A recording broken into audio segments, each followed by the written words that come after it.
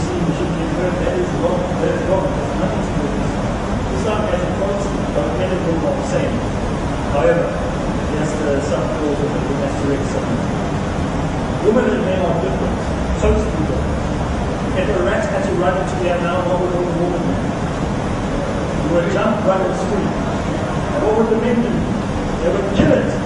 Does that mean men are stronger than women? No, we just created different. It's women, men are, let's kill it. We don't even think about picking up the river. Let's kill it. The woman will, I don't want to move after it, pick it up, throw it out, or scream. It doesn't mean we can handle it. Do give us a baby to handle for a day and see how we run the street and jumping and run in the opposite direction. Give us a napkin to change and see how we run the street and disappear into the sunset.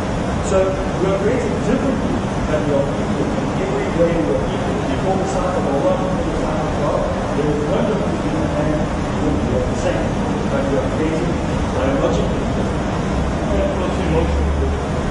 The Quran uses the word in Surah Nisa. There's a chapter in the Quran called Surah Nisa, chapter of the woman, which deals solely with the rights of women. And in one particular passage it says, it speaks against an ancient Arab practice of inheriting women. So it says, only you believe you are forbidden to inherit women against their will. There was an old Arab practice where if the father basically died and the son took over the father's wife, he's the old concubine, if you heard of concubine. And so the Quran condemns that, and it says, on the contrary, live with them on a footing of kindness and equity. And the word used is ma'aruf in Arabic, which means equality. So there the Quran is saying that both men and women are equal. You don't find that in other particular religious scriptures. This fact patriarchy exists. This practice that we're speaking about now is found in the Bible, where Rachel is wanting to get married to Boaz, and there's the shoe story that takes it. It takes a shoe, it takes a sandal, it says now you can inherit it. So that inheritance was taking place. You could inherit somebody's widow's wife. What we do is we have a whole story in play. Read the story about the young person. Any other questions? There's another question. Another question. We talk about the prophets, and it's my understanding that especially for David, there's no story of Sheba sin. It doesn't say what all the prophets, none of the prophets sin. Well, look, in terms of, and there's a good question that you basically raised about whether prophets sin. In Islam, we believe in a principle called the inherent sinlessness of prophets. It basically means that since they were anointed or appointed to their specific position, it stands to reason that de facto they shouldn't be sinners per se.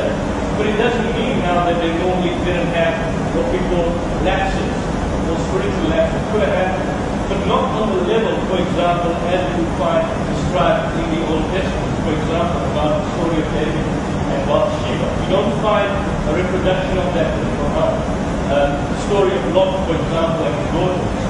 In the book of Genesis, the 19th chapter, you don't find a reproduction of that in the Quran.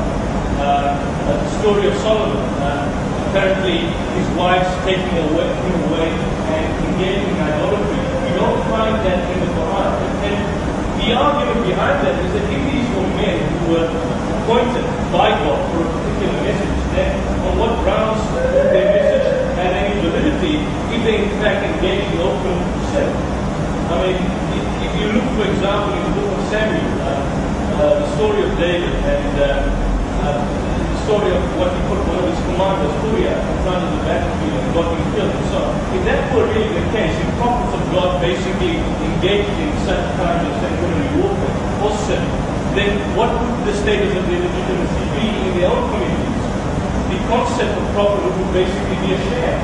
So you don't find those passages in the Quran. Therefore, the classical Orientalist or missionary diatribe that the Quran was based on the Bible, the Quran plagiarized the Bible.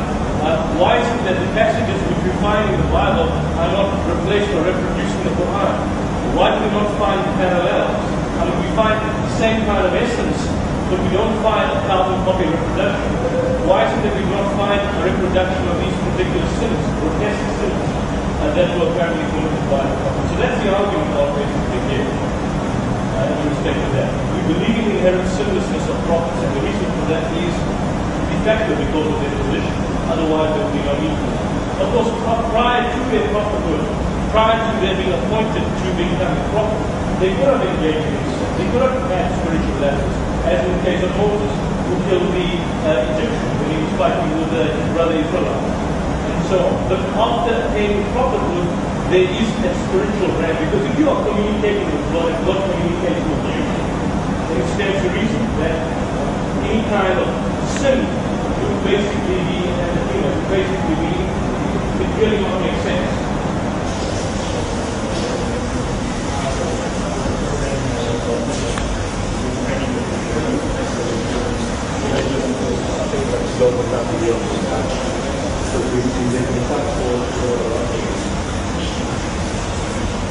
You can take that as a